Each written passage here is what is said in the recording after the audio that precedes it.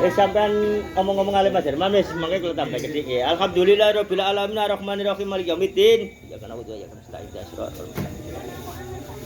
Niki khususipun nggih mbak-mbak niki sing tumut-tumut niki alhamdulillahirabbil alamin. Mugi mawon niki jelas manfaat.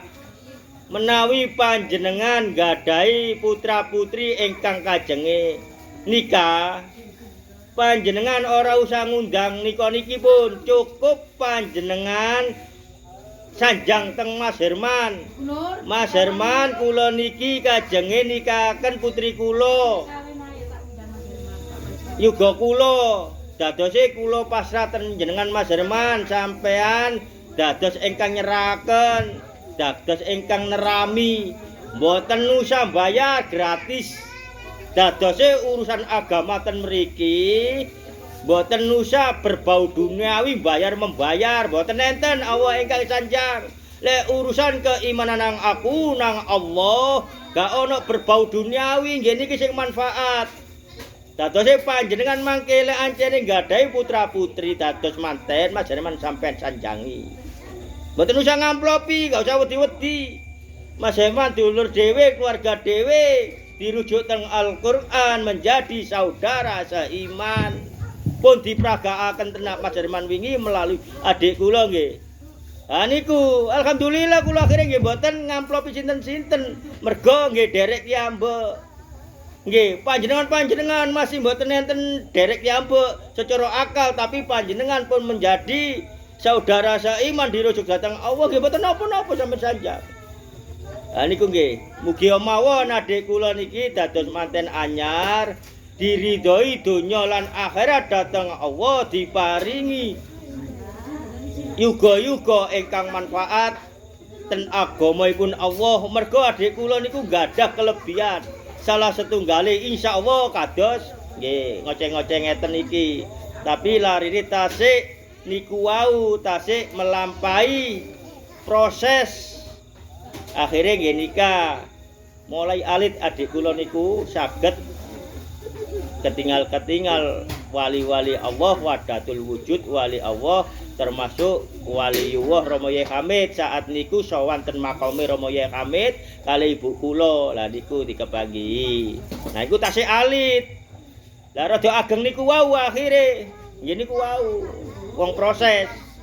Tapi alhamdulillah saat niki pun ngelampahi ingkang disyariatkan datang Allah le umat Kanjeng Nabi Muhammad sallallahu alaihi wasallam menika kudu wajib rabi untuk penerus perjuanganipun Kanjeng Nabi Muhammad sallallahu alaihi wasallam. Lah sampean yo napa Mas Irul mboten keluarga ngono Nur? Mari ngono lho.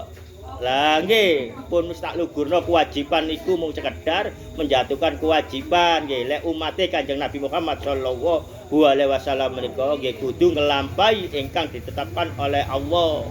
Kodrat nggih, niku kodrat pun ngelampahi keluarga niku pun dipikir, wah iku wis kadung aku rabi ana iku rondo montok molek ngene ngelirik ten mriku mboten sami mawon. Pun sampai dipikir-pikir, wah iku gede dukur ngene enak anu wae mboten. Niku mung akal, kenyataane panjenengan pun ngalami nggih nika nggih. Pun nglampahi keluarga, pun lek gadah putra-putri sampean tanggung jawabi sampean dedekno sing bener. Putra-putri pun panjenengan pun sampai ngelirik-ngelirik sing lintu-lintune sami mawon, mboten enten sing dicerita-ceritaken tiyang surga donya niku mboten. Niku sana surga donya niku kodratipun Allah nggih kudu dilampahi pun sampai kepancing oleh nafsu. Napa niki adarse ilmune nggih niku wau lek ancene tiyang umum umat Kanjeng Nabi Muhammad sallallahu alaihi wasallam niku kudu nglampahi keluarga. Lah ancene mboten nglampahi keluarga nggih nika mboten napa-napa. Lho kok iso ngoten? Nggih, mboten napa-napa panjenengan, mboten keluarga, tapi panjenengan ngelampahi iman dateng Allah. Kathahipun tiyang seneng-seneng ngumbar hawa nafsu ngalor mriku pacaran kados ngoten-ngoten mriku panjenengan tirakat poso ngadep dhateng Allah, moko dhateng Allah nggih niku wau ditelataken secara rabine, ditelataken secara kabehane. Moko Allah mangke lek ancene pun lolos ujian-ujian menika nggih diparingi kados manfaat nggih ngoceh-ngoceh ngeten niki. Nggih menawi enten tiyang ditulung lara napa nggih kudu ditulungi. Lah niku nggih. Dados mboten napa-napa lek mboten keluarga. Tapi nggih niku wau didamel tirakat untuk mengenal Sang Pencipta lafal Allah. Nah niku nggih. Jadi atas-atas panjenengan kok gak rabi tapi nggarai tumbasan nggih mboten angsal nggih nglampiasaken nafsu. Gak rabi akhirnya nggih blakrak-blakrak menika akhirnya nggih penyakiten mboten nggih. Ah dadose Mbak Nur napa kula kok mboten pilih rabi. Krana kula memilih ingkang Sang Pencipta. Dadose kula niki nggih mengingat yang membuat dudu eling gawenane. Ha niku Mbak Nur. Dadose intine niki pun ilmune ngertos nggih. Ingatlah Sang Pencipta pun eling gawenane. Lah niku nggih. Oh gawenane apik Mas Irul ala kembang bangke ae. Wis ngoten ae wis mboten usah panjang-panjang mangke. Nggih niku wau alhamdulillahirabbil alamin. Dadose niki ilmune barokahe panjenengan lek nggadahi putra-putri menawi derek nggih Mbak Nur, nggih sinten mawon. Sampean sanjang teng Mas Herman. Mas Herman kula niki kajenge napa? Dadosaken manten yuga kula nyuwun tulung dateng sampean Mas Herman untuk menjadi penyerahan putra-putri kula manten iki Mas Herman termasuk khususnya tiang-tiang keradenan pun nggih. Khusus pun masih mboten enten jamaah niki sinten mawon angsal lek ancene Mas Herman purun nan waktune senggang ngoten nggih.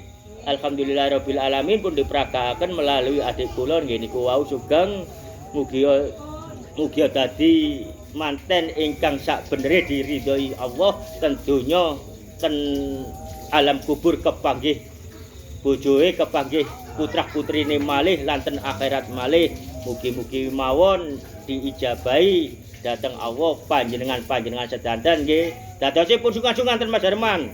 Lek ancen enten tanggae napa malih mboten gadah sampai ditulung Mas Herman. Mangke Mas Herman ingkang laksanaken cukup kesempatan. Assalamualaikum warahmatullahi wabarakatuh.